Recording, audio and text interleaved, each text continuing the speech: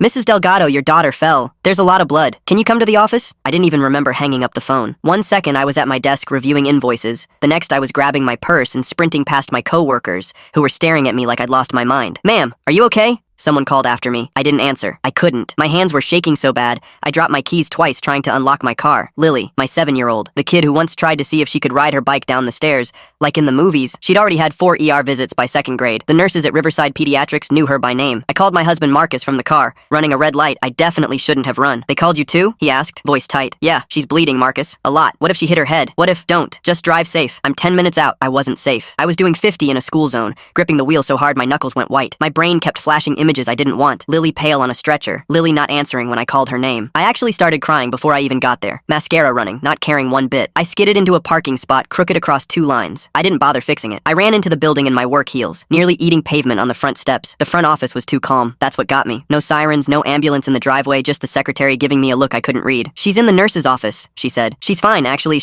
I didn't wait for the rest. I pushed through the door and there was my daughter, sitting on the little vinyl cot, swinging her legs, chatting with the nurse about horses. Her white shirt had a huge red-brown stain soaked down the front of it, and for 1 full second, my heart stopped completely. Mom! Lily lit up like I'd shown up to a birthday party. Guess what? I got picked to be team captain in kickball, and I found out I'm super allergic to whatever's in fruit punch. It went everywhere. I stared at her, at the shirt, at the plastic juice pouch crumpled in her hand, punctured clean through with a straw hole she'd apparently stomped on by accident during recess, spraying it down her front like a crime scene. The nurse was fighting back a smile. She insisted on calling it the incident. We probably should have said juice instead of blood on the phone. That's on us. I didn't know whether to laugh or collapse. My legs actually gave a little and I had to sit down next to her on the cot. Mommy, are you crying? Lily asked, suddenly concerned, patting my arm with sticky red fingers. I thought you were hurt, baby. It's just punch, she said, like I was the one being ridiculous. Marcus burst in 2 minutes later, tie half undone, looking like he'd aged 5 years in the car ride over. He took one look at Lily happily swinging her legs and let out a breath so heavy it practically knocked him over. That night, after baths and pajamas, I sat on the edge of her bed and tried to explain gently that "there's blood" is a phrase you don't just casually toss around. Lily considered this seriously for a moment. Next time I'll say, "There's juice, but it looks like blood," she offered, very pleased with her compromise. I told her that would be great. Then I went and lay face down on my own bed for 20 straight minutes, laughing and shaking at the same time, because apparently that's just what having kids does to you.